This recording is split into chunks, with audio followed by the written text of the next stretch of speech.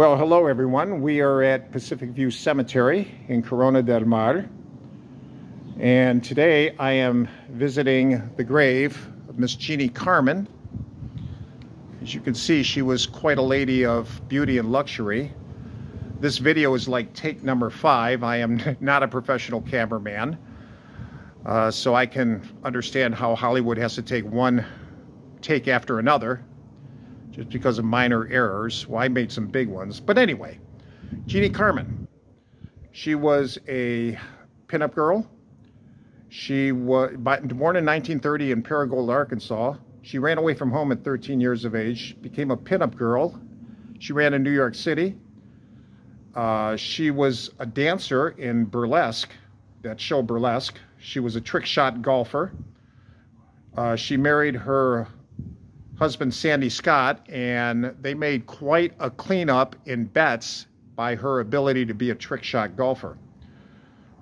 They scammed a lot of rich victims that way. Unfortunately for Sandy Scott, her husband, she was discovered by Johnny Rosselli and picked up by him. She got into the car with Johnny Rosselli. He's an infamous gangster. Johnny Rosselli was he was executed because he was about to give testimony to the a Senate investigative committee. He was executed by the mob to keep him quiet.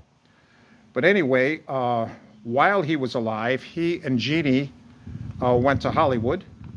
They went to Las Vegas and then Hollywood, and she appeared in a number of B movies. She was also introduced to Frank Sinatra, so she was the mistress to Johnny Rosselli and to Frank Sinatra.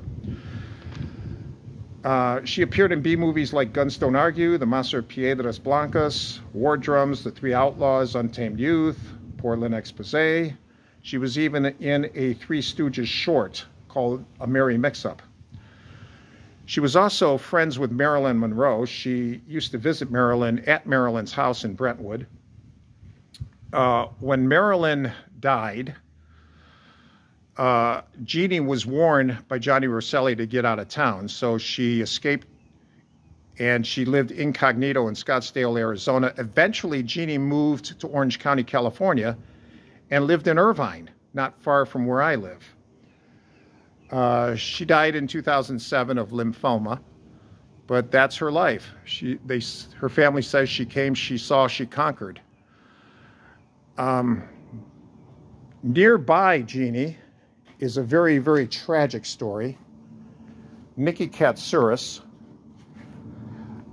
Nikki, unfortunately, well, you could say accidentally killed herself because she took her father's Porsche 911 Carrera after an argument with her father. She stole the keys, got in the car, and decided to go for a joyride by herself. She, at 100 miles an hour, crashed into a toll booth on the 241 freeway, was killed on impact. She had traces of cocaine in her body, but there was no alcohol. Her accident was so gruesome, the coroners wouldn't even allow her parents to identify their daughter's body. And if the Catsouras family happens to come across this video, I want to extend my condolences. Even though she died many years ago, I'm sure it hurts. The Catsouras family suffered because the California Highway Patrol, 2 officers in particular, leaked her photos onto the internet, and they just went viral. It showed her very bloodied body. They sued. They lost the suit, but won the appeal. And more than 6 years after her tragic death, the family got $2.37 million in damages, but I mean, nothing can replace their daughter. Her father was a real estate agent. He still is. So as I say, I hope the Catsouras family can find some kind of peace in the Lord after this. But there you have it. 2 ladies, one of them very famous, Jeanne Carmen. The other one, Nikki Catsouras, is not famous at all until she accidentally killed herself, and the CHP made her famous, unfortunately.